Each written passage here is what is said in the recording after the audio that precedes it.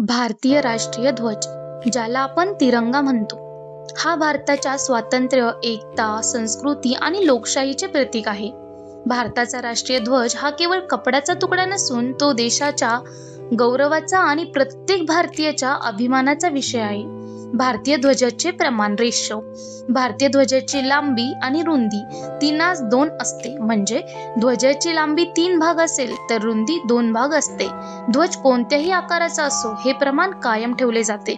उदाहरण, 300 लांबी असेल तर 200 रुंदी, 150 लांबी असेल तर 100 रुंदी, 90 लांबी असेल तर 60 रुंदी. ध्वजाची रचना. भारतीय ध्वजात 3 समान आडवे पट्टे असतात. केशरी पट्टा, वरचा भाग केशरी रंग दर्शवितो. शौर्य, त्याग, धैर्य, निस्वार्थ सेवा. हा रंग देशासाठी बलिदान देणाऱ्या वीरांची आठवण करून देतो. पांढरा पट्टा, मध्यभाग पांढरा रंग दर्शवितो. सत्य, शांतता, प्रामाणिकपणा, पारदर्शकता. हा पट्टा राष्ट्राला योग्य मार्गाने पुढे जाण्याची प्रेरणा देतो. हिरवा पट्टा, खालचा भाग हिरवा रंग दर्शवितो. समृद्धी, शेती, विकास, पर्यावरण आणि निसर्ग. भारत हा कृषीप्रधान देश असल्याने हिरव्या रंगाला विशेष महत्त्व आहे. अशोक चक्राची माहिती. ध्वजाच्या मध्यभागी गडद निळ्या रंगाचे अशोक चक्र असते. अशोक चक्राची वैशिष्ट्ये.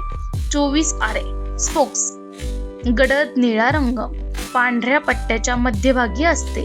चक्राचा व्यास पांढऱ्या पट्ट्याच्या रुंदी इतका असतो. 24 आऱ्यांचा अर्थ. 24 आरे जीवनातील 24 सद्गुणांचे प्रतीक मानले जातात.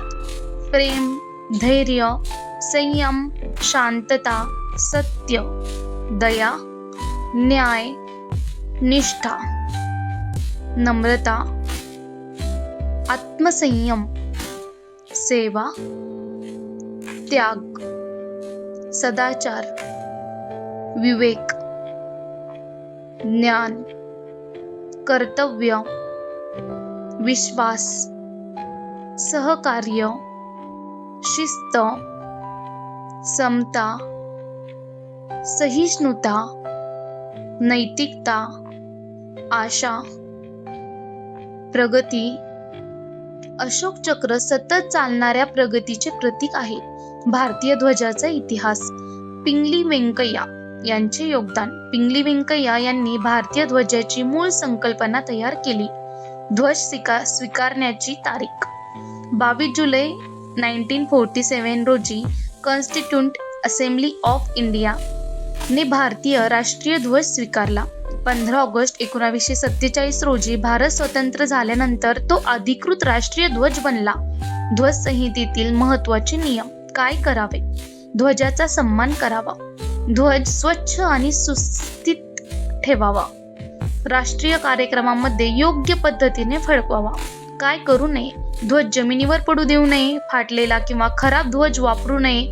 ध्वजाचा वापर कपडे, टेबल, कव्हर किंवा सजावटीसाठी अयोग्य पद्धतीने करू नये. ध्वजावर काही लिहू नये. सर्व आकारांमध्ये 3:2 हेच प्रमाण असते. मनोरंजक तथ्ये. भारतीय ध्वजाला तिरंगा म्हणतात. ध्वजात एकूण 3 रंग आणि 1 अशोक चक्र आहे. अशोक चक्र सरनाथ लायन कॅपिटल येथील सिंहस्तंभातून प्रेरित आहे. 22 जुलै हा राष्ट्रीय ध्वज स्वीकार दिन म्हणून ओळखला जातो. तिरंगा भारताच्या एकता, अखंडता आणि सार्वभौमत्वाचे प्रतीक आहे. निष्कर्ष. भारतीय ध्वजाचे प्रमाण 3:2 आहे. ध्वजातील केशरी, पांढरा आणि हिरवा रंग तसेच 24 आऱ्यांचे अशोक चक्र भारताच्या संस्कृती, मूल्ये, शौर्य, शांतता आणि प्रगतीचे प्रतिनिधित्व करतात.